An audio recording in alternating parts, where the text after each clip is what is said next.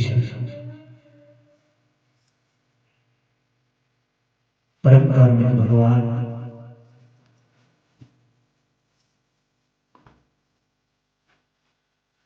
श्री हरि के दिव्य चरण कमल में सदैव दंडवत।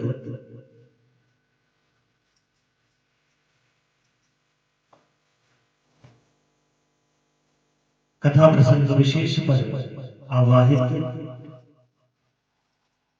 स्थापित एवं पूजित देव स्वरूपों को नमन करते हुए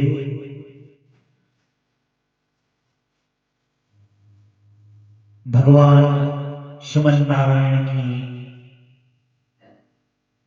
वांगमयी वाणीमयी शब्दाकार अक्षराकार स्वरूप श्री गर्ग संहिता के इस पावनी कथानक ज्ञान यज्ञ सत्र के इस पवित्रतम दिवस में समवेत आचार्यगण, भक्तमती माताओं एवं आप सभी भागवत चरणानुरागी बंधुओं का व्यासपीठ से हार्दिक मंगलाशासन करते हुए आप सबको अनंत कोटि आशीर्वाद प्रदान करते हुए आप सबके हृदय में विराजमान भगवान श्री कृष्ण की आह्लादनीय शक्ति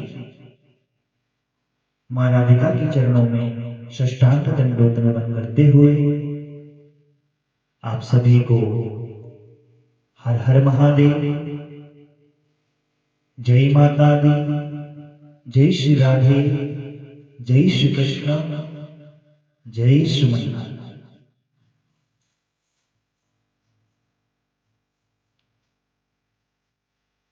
आज का कथानक भाव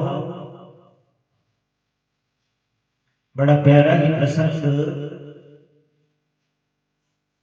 श्री गर्ग संहिता के अंतर्गत हम आप सब श्रवण लाभ लेने जा रहे हैं।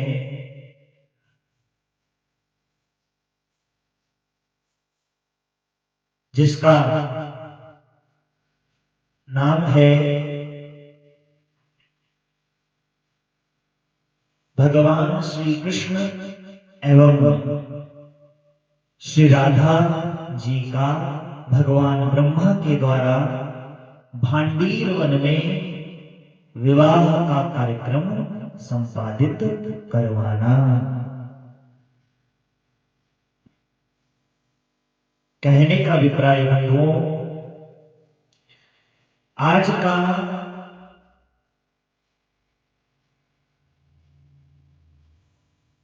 जो कथा श्रवण का अध्याय है,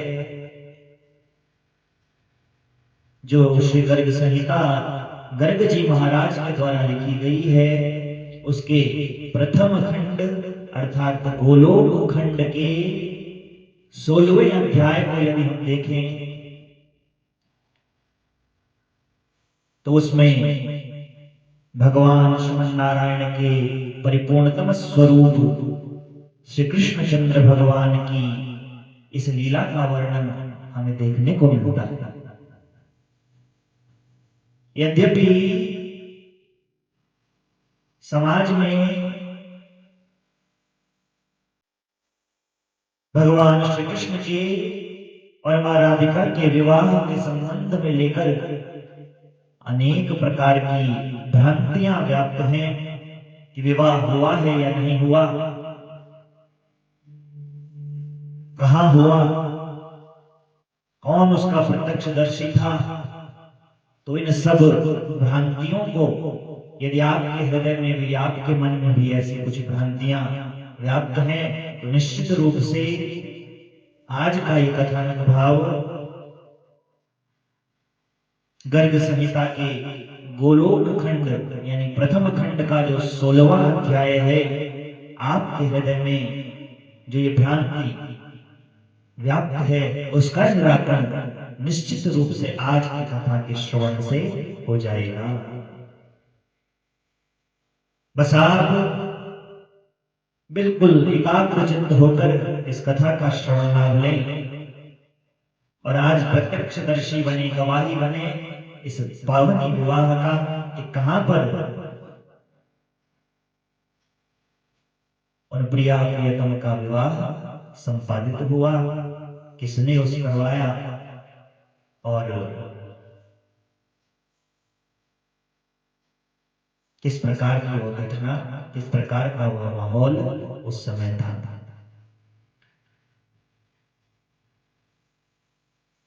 बंधुओं, आप जानते हैं कि श्री गर्ग संहिता में प्रमुख जो वक्ता हैं वो नारद जी महाराज हैं और श्रोता के रूप में बहुलाश्व नाम के एक राजा हैं।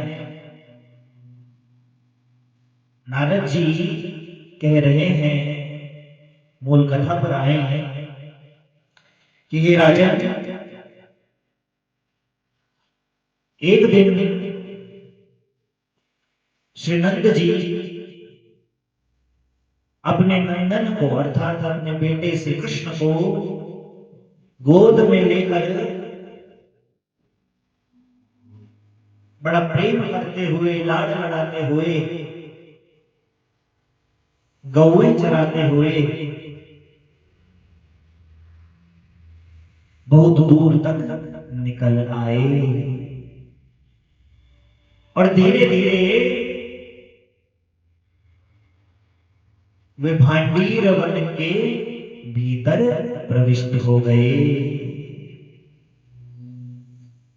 नंदो अभी भांडीर वनम जगा, वे भांडीर वन में जा पहुंचे जो कालिंदी नीर का स्पर्श करके बहने वाले तीरवर्ती शीतल समीर के झोंकों से कंपायमान हो रहा था। बड़ा पवित्रतम वह भांडीर वन।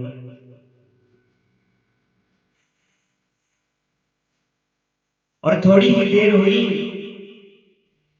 क्योंकि भगवान को तो अपनी लीला रचनी थी। थोड़ी ही देर में भगवान श्री कृष्ण की इच्छा से, उन परिपूर्णतम भगवान की इच्छा से, उन पर ब्रह्म की इच्छा से वायु का वेग, ये बहुलाश्व अत्यंत प्रखर हो उठा, तीव्र हो उठा।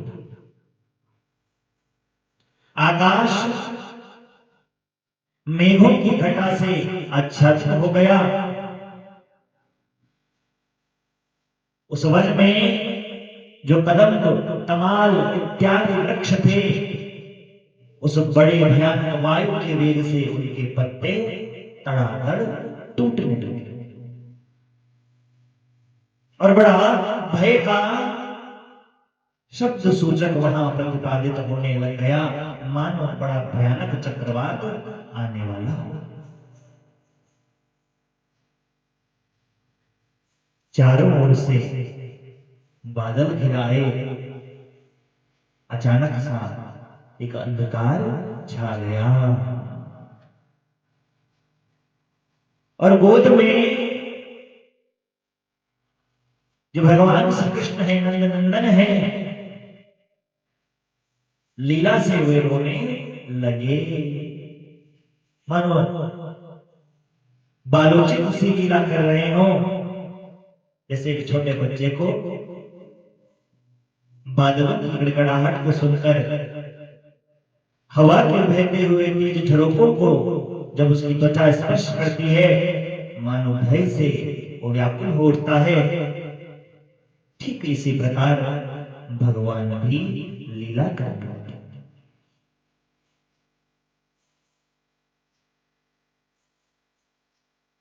और नंद जी ने जब ये देखा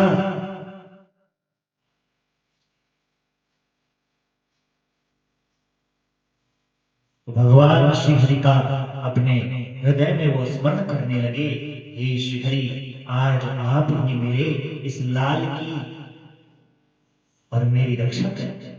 ये महाभयानक उत्पात ऐसे अचानक से कैसे प्रकट हो गए।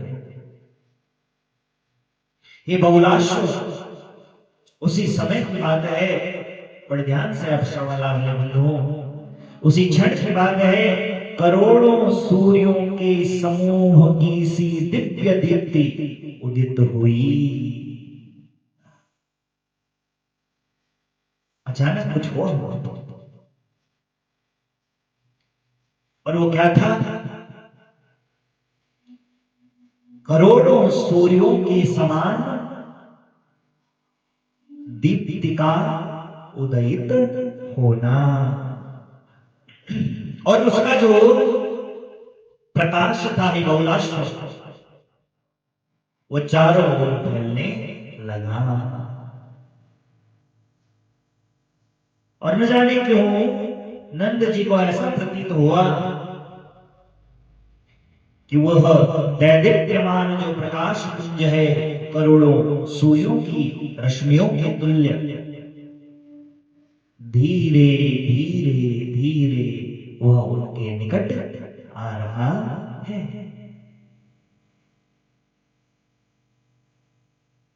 अब जैसे ही बंधुओं उदयदीप्यमान प्रकाश नंद जी के निकट पहुंचा और उनके नेत्रों को इतनी शक्ति उस दैदीप्यमान प्रकाश ने ही प्रदान की कि वे उसका दर्शन करने में सक्षम हो पाए। वे पाते हैं कि उस दीप्त राशि के भीतर 9 नंदों के राजा ने वृषभान नंदिनी श्री राधिका को देखा। नंदराज जी ने, उन 9 नंदों के राजा ने किसको देखा? वृषभानुनंदिनी श्री राधिका जी को देखा। बोलो राधिका मैया की, कृष्णचंद्र भगवान की। और वे राधिका मैया करोड़ों चंद्रमंडलों की कांति धारण किए हुए थी। उनके श्रीअंगों पर नील रंग के वस्त्र शोभायमान थे। ये राजन चरण प्रांत में अर्थात चरणों में मंजीरों की धीर ध्वनि से युक्त नुपुरों का अत्यंत मधुर शब्द हो रहा था। रत्नमय हार, अंगूठी अर्थात मुद्रिका, बाजूबंदों की प्रभा से वे राधिका और भी उद्भासित हो रही थी, और भी ऊर्जावान लग रही थी, तेज से परिपूर्ण लग रही थी। कंठ में कंठा, सीमांत पर चूड़ामणि और कानों में कुंडल झिलमिला रहे थे। आप भी अपने हृदय प्रांत में बंधुओं श्री राधिका मैया के इस दिव्य दर्शन का लाभ लें। कैसे थी वे मैया राधिका? श्री राधिका के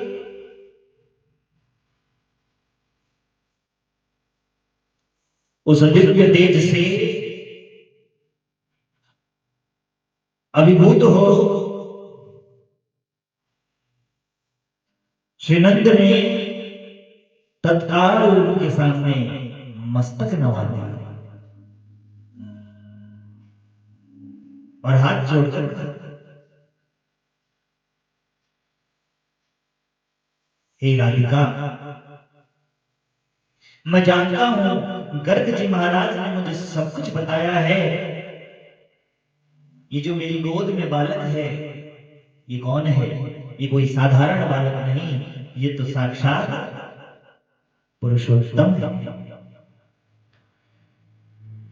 गुप्तम त्वद गर्ग मुखेन विहिनी गृणात् राधे निजनाथ मंका।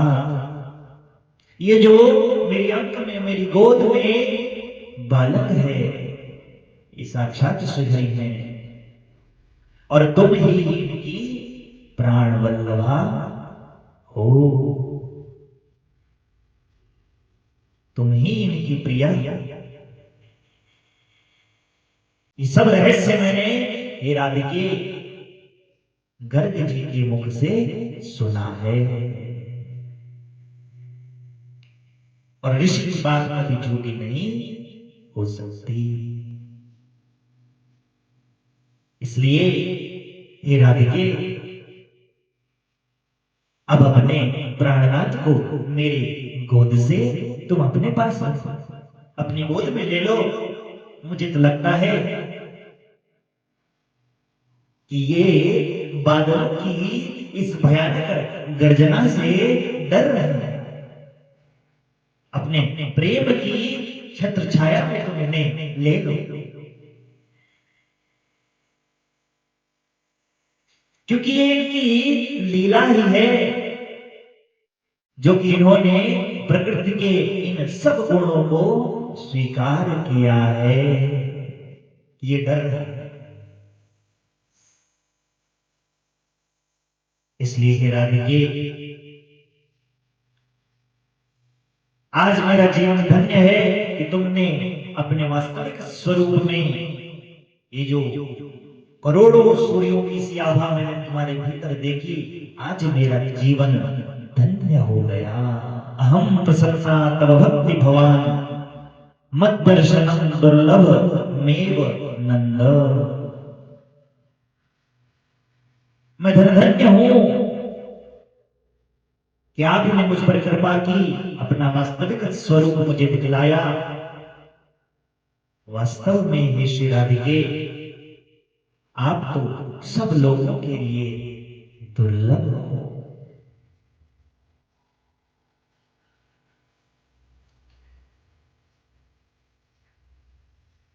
तो मानो श्री राधिका मैया ने भी उस बात पर मुहर लगाते हुए कहा, अहम प्रसन्ना तव भक्ति भावान मद दर्शनम दुर्लभ मेव नंदा। हे नंद जी तुम ठीक ही कहते हो, तुमने तो बिल्कुल सही कहा, मेरा दर्शन ये जो तुमको कराया ये दुर्लभ है, और आज आपके भक्ति भाव से प्रसन्न होकर ही मैंने आपको अपना ऐसा दर्शन दिया। नंद जी वहां पर एक प्रार्थना कर रहे हैं कि हे देवी, भक्ति को देखें बंधुओं आप श्री नंद जी की, हे देवी यदि वास्तव में आप मुझ पर प्रसन्न हैं तो मुझे बस एक आशीर्वाद दीजिए कि आप दोनों प्रिया प्रियतम के चरणार विंदों में मेरी सुदृढ़ भक्ति हर जन्म में बनी रहे, हर पल बनी रहे, हर क्षण बनी रहे, और आपके भक्ति से भरपूर जो साधु संत हैं बस उन्हीं का मुझे संग मिलता रहे, अन्य मैं किसी की चाह नहीं करता, आपके चरणों की सन्निधि, और आपके चरणों के अतिरिक्त यदि कोई कभी मुझे मिल भी जावे तो वो कौन हो, जो आपके चरणों का ही दास हो, बस मुझे यही चाहिए।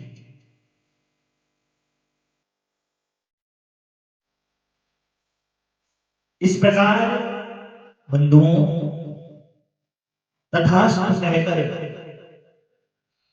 श्री राधिका मैया नंद जी की गोद से अपने प्राणनाथ को अपने दोनों सुकोमल हाथों में ले लेती हैं, और नंदराय जी उन्हें प्रणाम कर वहां से चले जाते हैं। राजा बहुलाश्व से नारद जी कह रहे हैं, हे बहुलाश्व, अब माता राधिका अपने प्रियतम के साथ, भगवान श्री कृष्ण के साथ, छोटे जो लाला हैं अभी उनके साथ कहां प्रवेश पाती हैं, उस भांडीर वन में। बोलो प्रिया प्रियतम सरकार की, राधिका मैया की, कृष्णचंद्र भगवान की।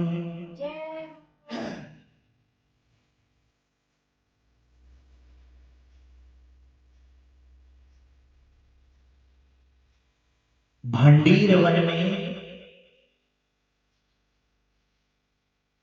वहां राधिका मैया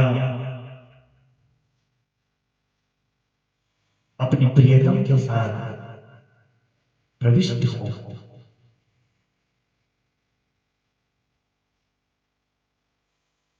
अब भांडीर वन का जो दृश्य है बंधुओं, ये एकदम से उन श्री हरि की जो अब लीला होने वाली है उसके कारण एकदम से परिवर्तित हो जाता है। जो भूमि भांडीर वन की भूमि है वो अब वो नहीं रहती। तुरंत जो पहले गोलोक धाम से जो पृथ्वी देवी इस भूतल पर उतरी थी, वे अपना दिव्य रूप धारण करके प्रकट हुई। उस धाम में जिस तरह पद्मराग मणि से जटित स्वर्ण में भूमि शोभा पाती है, उसी तरह इस भूतल पर भी ब्रजमंडल के उस दिव्य भूमि का तत्क्षण अपने संपूर्ण रूप से आविर्भाव हो गया। कहने का अभिप्राय, वो जो भांडीर वन है वो अब साधारण वन नहीं रहा। जो कुछ गोलोक में व्याप्त है, गोवर्धन से लेकर यमुना से लेकर निकुंज वन से लेकर वृंदावन से लेकर सब कुछ, जो भी गोलोक का जो बड़ा समृद्धशाली हिस्सा है, वह सब कुछ उस भांडीर वन में प्रकट हो गया।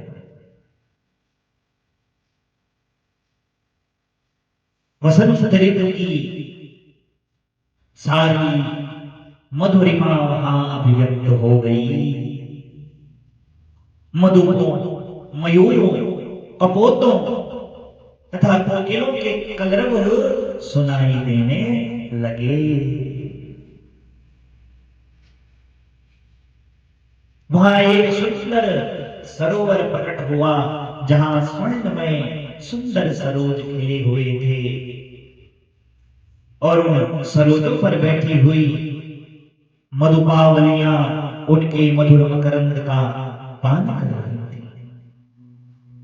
और अब एक घटना घटित हुई कि दिव्यधाम की शोभा जैसे ही अवतरित हुई, अर्थात वो भांडीर वन जैसे ही दिव्यधाम में परिवर्तित हुआ, वो जो छोटे लाला थे, छोटे से जो भगवान थे, वे साक्षात पुरुषोत्तम पुरुष घनश्याम भगवान श्री कृष्ण किशोरावस्था के अनुरूप दिव्य देह धारण करके श्री राधा के सम्मुख खड़े हो गए। बोलो कृष्ण चंद्र भगवान की। उनके श्रीअंगों पर पीतांबर शोभा पा रहा था। नेत्र बंद कर आप भी और भगवान का दर्शन अपने अंतरपटल पर करें। पीतांबर कौस्तुभ रक्त भूषणो वंशीधरो मन्मथा राशि मोहना। कौस्तुभ मणि से विभूषित हो, हाथ में वंशी धारण किए वे नंद नंदन राशि राशि कामदेवों को मानो मोहित करने लगे। अपनी प्रियतमा का हाथ, मानो राधिका मैया का हाथ उन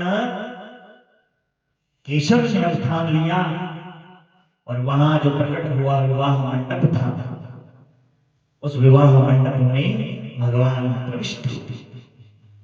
उस मंडप में अपने आप सब विवाह की सामग्रियां प्रकट हो गई। मेखला, कुशाल, सप्तमृत्तिका, जल से भरे हुए कलश उस मंडप की शोभा बढ़ाने लगे। अचानक से एक श्रेष्ठतम सिंहासन वहां प्रकट हो गया जिस पर दोनों प्रिया प्रियतम एक दूसरे से सट कर, जैसे दूल्हा दुल्हन एक दूसरे से सट कर बैठते हैं, वैसे ये दोनों बैठ गए और अपनी दिव्य शोभा का मानो आज त्रिभुवन में प्रसार करने लगे।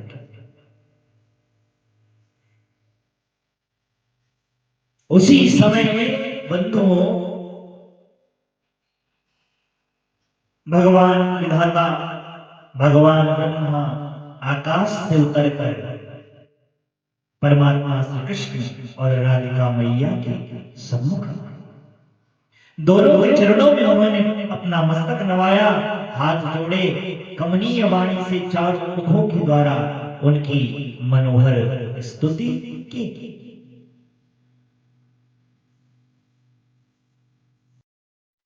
चारों मुखों के द्वारा भगवान की स्तुति कर रहे हैं। ये स्वामी, आप साक्षात गोलोक धाम के अधिनाथ हैं। आपकी लीलाओं का कोई अंत नहीं और आपके साथ ये लीलावती जो श्री राधिका मैया है, ये भी अपने लोक नित्य धाम में ललित क्रियाएं करती रहती हैं, ललित लीलाएं करती रहती हैं। जब आप वैकुंठनाथ रूप में विराजमान होते हैं, तब ये श्री राधिका लक्ष्मी के रूप में आपके साथ सुशोभित होती है। जब आप रामचंद्र भगवान के रूप में इस पृथ्वी पर अवतार लेते हैं, तब ये जनक नंदनी सीता के रूप में आपका सेवन करती है।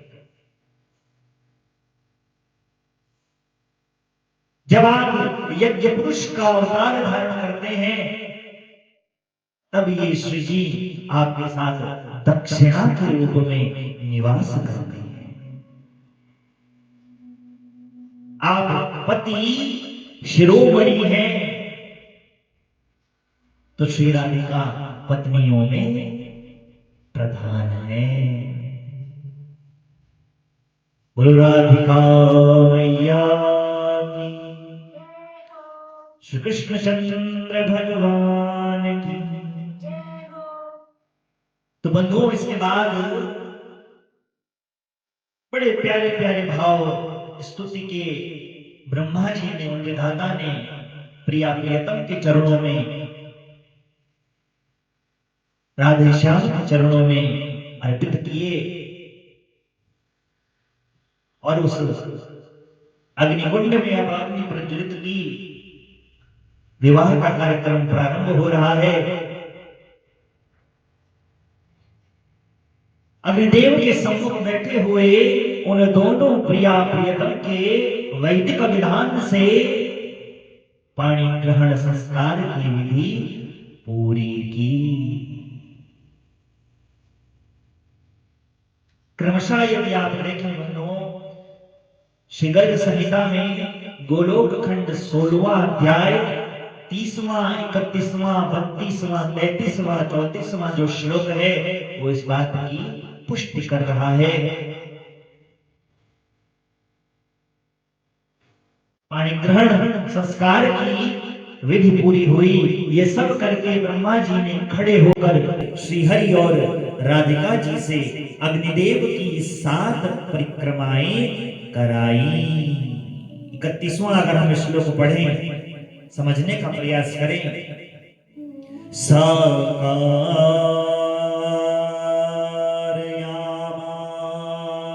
हरि चराधिका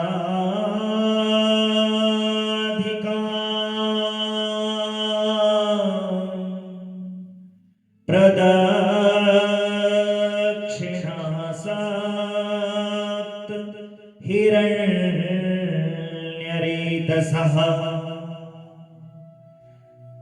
ततश्चतो तं प्रणमय्य वेदवीत् तौ पाठयामास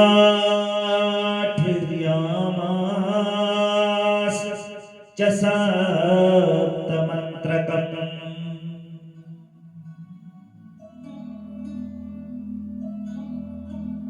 पाणी ग्रहण संस्कार की सब विधियां पूरी की,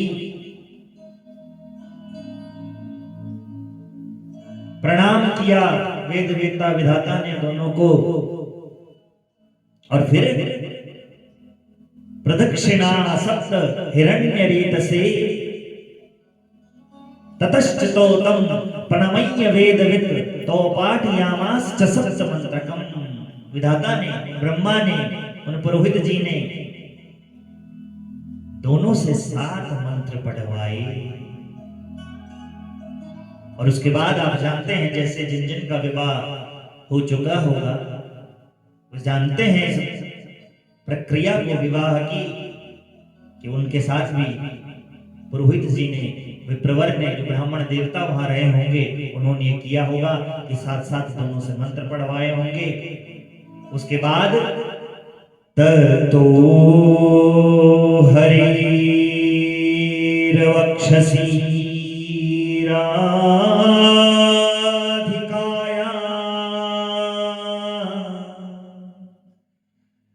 करं च संस्थाप्य हरे करं पुनः श्रीराधिकायः किल पृष्ठदेशके संस्थाप्य मंत्राश्च विधि प्रपाठय। दोनों से 7 मंत्र जब पढ़वाए, उसके बाद ततो हरेर वक्षसि राधिकाया, हरि के, कृष्ण के वक्ष स्थल पर करम च संस्थाप्य हरे करम पुनः, श्री राधिका का हाथ रखवाकर, और श्री कृष्ण का जो हाथ है वह श्री राधिका की, श्री राधिकाया किल पृष्ठ देशे, श्री राधिका के पृष्ठ देश में स्थापित करके विधाता ने उनसे मंत्रों का उच्च स्वर में पाठ करवाया। आप लोगों को निश्चित रूप से अपने विवाह की जो विवाहित बंधु इस कथा का श्रवण लाभ ले रहे हैं, निश्चित रूप से उन्हें अपने विवाह का वो दिन याद आ गया होगा।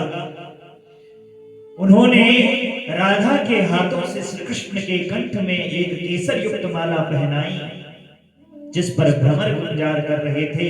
इसी तरह श्री कृष्ण के हाथों से भी वृषभानु नंदिनी के गले में माला पहनवाकर वेदज्ञ ब्रह्मा जी ने उन दोनों से अग्निदेव को प्रणाम करना, और बड़े प्रेम से अब वो जो सुंदर सिंहासन, रत्न जटित जो सिंहासन वहां पर है,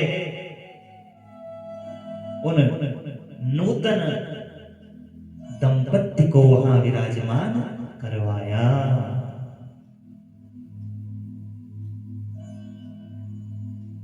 पितामह ब्रह्मा ने उन दोनों से 5 मंत्र पढ़वाए, और जैसे पिता अपनी पुत्री का सुयोग्य वर के हाथ में दान करता है, उसी प्रकार उन्होंने श्री राधा को श्री कृष्ण के हाथों में आज सौंप दिया। बोलो कृष्णचंद्र भगवान की, राधिका मैया की जय हो। जैसे ही यह विवाह संपन्न हुआ बंधुओं, पुष्पाणि देवा बभ्रशुस्तदा नृपा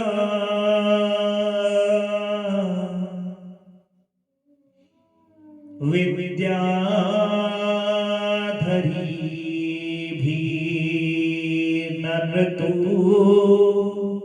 शूरांगनाः गन्धर्व विद्या धर चारणाकलम्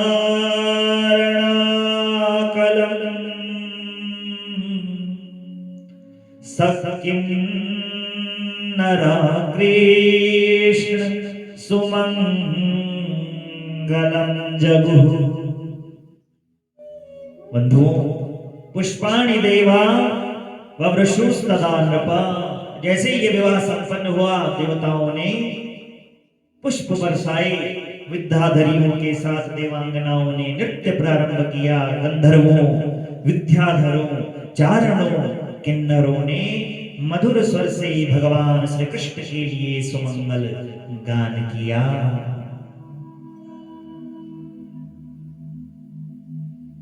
चारों ओर बड़ा प्रसन्नता का माहौल है। अब श्री हरि ने विधाता से कहा, ब्रह्मा जी से कहा, हे ब्रह्मन, आप अपनी इच्छा के अनुसार अपनी दक्षिणा अब बताएं।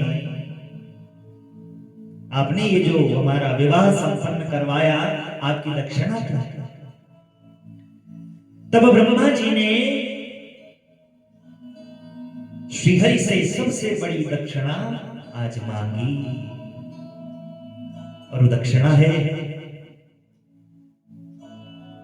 तदा हरि प्राह विधि प्रभो में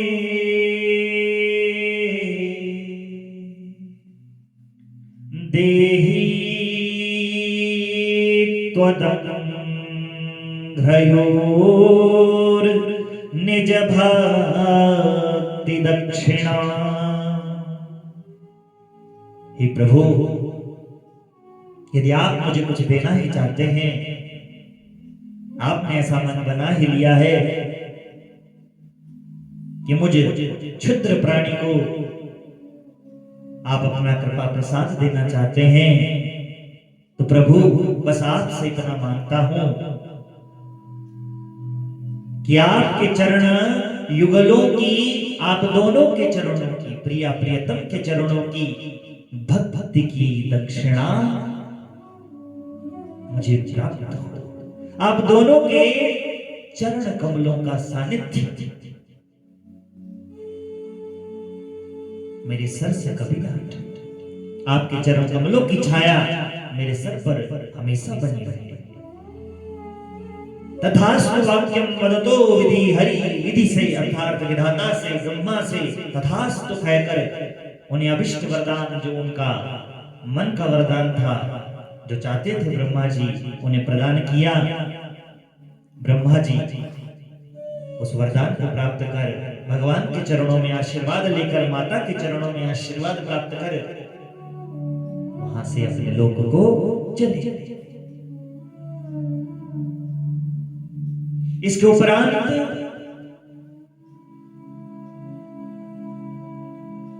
अब प्रारंभ होती है प्रिया प्रियतम की विहार लीला, अर्थात विवाह के उपरांत की जो विहार लीला है, थोड़ी बहुत उसको हम सुनने का प्रयास करेंगे, श्रवण करने का प्रयास करेंगे। और यहाँ पर भी भगवान ने बंधुओं एक नई लीला दर्शाई, उसका आप विशेष रूप से श्रवण करें, बड़ा आनंद लाभ आपको प्राप्त होगा। मानसिक जो व्याधियां आदियां हैं, शारीरिक जो कष्ट हैं, उनका निवारण निश्चित रूप से होगा। कि निकुंज भवन में प्रिया प्रियतम द्वारा अर्पित दिव्य मनोरम चतुर्विध अन्न परमात्मा श्री हरि ने हंसते हंसते ग्रहण किया और श्री कृष्ण के हाथों से चतुर्विध अन्न ग्रहण करके उनकी दी हुई पान सुपारी खाई। इसके बाद श्री हरि हाथ से अपनी प्रिया श्री राधिका का हाथ पकड़कर कुंज की ओर चले। रास रंगस्थली के निर्जन प्रदेश में वे पहुंचे। श्री हरि के साथ रास का रस लेते हुए लीला रमण दोनों ने किया। भ्रमरों और मयूरों के कलकुंजन से मुखरित लता वाले वृंदावन में वे दूसरे कामदेव के समान भगवान विचर रहे हैं। भगवान श्री हरि ने जहां मत वाले भ्रमर गुंजारव कर रहे थे, बहुत से झरने सरोवर जिनकी शोभा बढ़ा रहे थे, उन गोवर्धन की कंदराओं में श्री राधा के साथ नृत्य किया। यमुना में इसके बाद ये दोनों प्रवेश करते हैं। युगल सरकार प्रिया प्रियतम ने यहां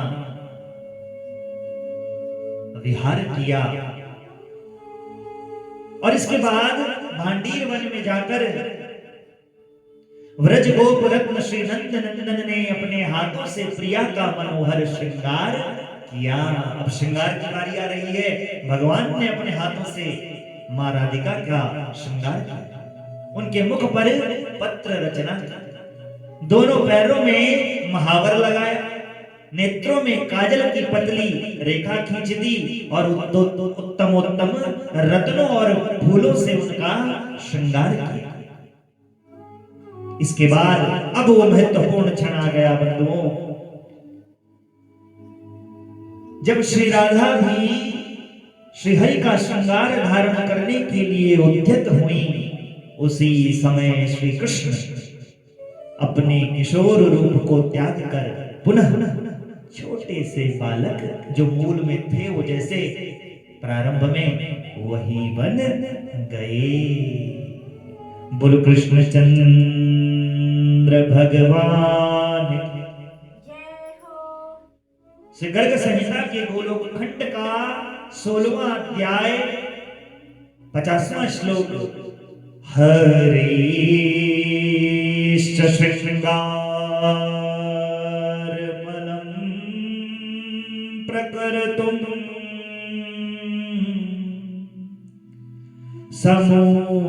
समुद्यतात त्रयदा हि राधा तदैव कृष्णस्तु बभूव बालो विहाय कैशोरवपु स्वयं ही। किशोर रूप को भगवान ने त्यागा और छोटा शिशु फिर से बन गया। अर्थात हे बहुलाश्व, हे राजा, नंद ने जिस शिशु को जिस रूप में राधा को समर्पित किया था, उसी रूप में वे धरती पर लौटने लगे। बोलो कृष्ण चंद्र भगवान की, लड्डू गोपाल जी महाराज की। छोटे स्वरूप में लौटने श्री हरि को इस रूप में जब राधिका ने देखा, वो विलाप करने लगे, हरे मुझ पर तुम अपनी माया को क्यों फैलाते हो? बड़ी विषादग्रस्त मैया हो गई, रो रही हैं। आकाशवाणी ने तब तक मैया से कहा, हे राधे, इस समय तुम सोच न करो। सोचम न राधे यमा कुरुत्वम मनोरथस्ते भविता पश्चात। तुम्हारा मनोरथ कुछ काल के पश्चात अवश्य पूर्ण होगा। इरास जो अधूरा छोटा है, ये अवश्य पूर्ण होगा। ये सुनकर ये राजा बहुलाश्व श्री राधा उन शिशु रूपधारी श्री कृष्ण को लेकर गोद में पुनः ब्रजराज की धर्मपत्नी यशोदा जी के पास गई, नंद के घर को चली और उस बालक को अर्थात कृष्ण को यशोदा को देते हुए बोली, ये आपके पतिदेव ने मार्ग में मुझे आपके इस बालक को सौंप दिया था। यशोदा ने कहा, हे वृषभानुनंदनी राधे, तुम धन्य हो, क्योंकि तुमने इस समय जबकि आकाश में मेघों की घटा आच्छन्न है, फैली है, व्याप्त है, वन के भीतर भयभीत हुए मेरे इस नन्हे से लाला की पूर्णतया रक्षा की। यूं कहकर नंद रानी ने, यशोदा ने उन राधिका मैया का भली भांति सत्कार किया, उनके गुणों की प्रशंसा की। इससे वृषभानुनंदनी श्री राधा को भी बड़ी प्रसन्नता हुई और जो व्याकुलता उनके हृदय की थी, मानो उसका शोक दूर हुआ।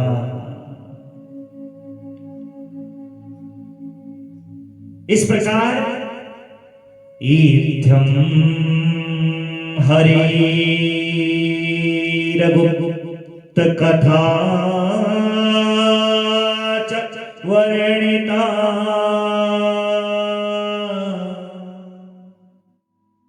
राधा विवाहस्य सुमंगलावृता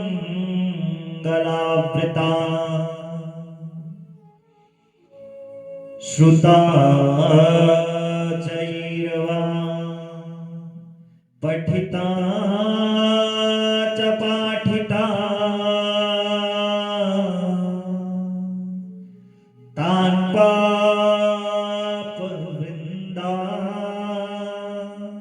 न कदा स्पृशन्ति तान् पापवृन्दा न कदा स्पृशन्ति। श्री गर्ग संहिता के गोलोक खंड के 16वें अध्याय का 56वां श्लोक इस बात की पुष्टि करता है, गवाही देता है बंधुओं कि इत्थं हरेर गुप्त कथा च वर्णिता। ये श्री राधा और माधव की विवाह की गुप्त कथा यहां वर्णित की गई है। श्रुत्वा च येरवा पठिता च पाठिता, जो लोग इसे सुनते हैं, पढ़ते हैं अथवा सुनाते हैं, तान पाप वृंदान कदा स्पृशन्ति, उनको कभी पाप स्पर्श नहीं कर सकते, कभी उनके द्वारा पाप हो नहीं सकते और पाप भी स्वयं उनका स्पर्श नहीं कर सकते। मन उनका कभी दुखित नहीं हो सकता, शरीर उनका दुखी नहीं हो सकता, जो हृदय से इसका श्रवण लाभ करते हैं। बोलो कृष्णचंद्र भगवान की, राधिका मैया की, श्री गर्ग संहिता की।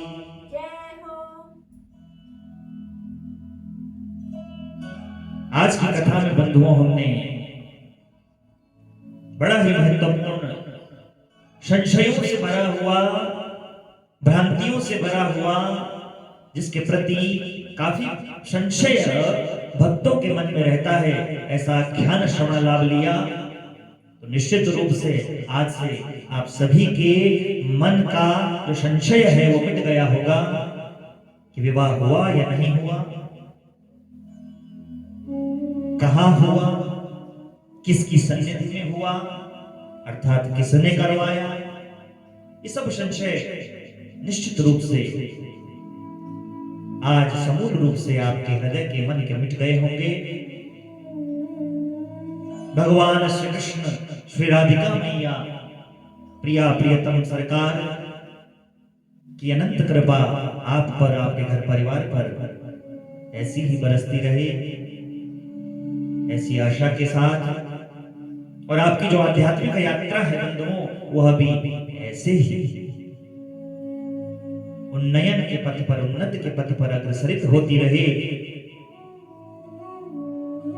आध्यात्मिक आख्यानों का, वेद वेदांत, उपनिषद, ब्रह्मसूत्र, महाभारत, रामायण, पुराण, उपपुराण, स्मृति, संहिता, इन सब का श्रवण लाभ आपके ये जो कर्ण रंध्र हैं, जो कान हैं, इनको द्वारा आप श्रवण करते रहें, ऐसे आशा के साथ एक बार पुनः व्यासपीठ से आप सभी का हार्दिक मंगलाशासन करते हुए, आप सबको अनंत कोटि आशीर्वाद प्रदान करते हुए, आप सबके हृदय में विराजमान भगवान श्याम सदाशिव की आह्लादनी शक्ति, भगवान श्रीमन नारायण की आह्लादनी शक्ति, मां पार्वती, मां लक्ष्मी के चरणों में साष्टांग दंडवत नमन करते हुए आप सभी को हर हर महादेव, जय माता दी, जय श्री कृष्ण, जय श्रीमन नारायण, जय श्री राम। बोलो गर्ग संहिता की, श्री कृष्ण चंद्र भगवान की, राधिका मैया की, गोलोक खंड की, सत्य सनातन वैदिक धर्म की, श्रीमद् भागवत महापुराण की, वेद व्यास भगवान की, सांब सदाशिव भगवान की, शिवा मैया की, राम लखन सीता माता की, कालनाथ भैरव भगवान की, सेम नागराज भगवान की, वीरभद्र भगवान की, टपकेश्वर महादेव की, यज्ञ नारायण भगवान की, सत्य सनातन वैदिक धर्म की, धर्म की, अधर्म का प्राणियों में विश्व का, गौ माता की, गंगा मैया की, बोलो नवनागों की, बोलो चंद्रमौलीश्वर महादेव की, बोलो यज्ञ रक्षक हनुमान जी महाराज की, बोलो केदारेश्वर महादेव की। ओम नमः पार्वती पतये, हर हर महादेव शंभो। अच्छा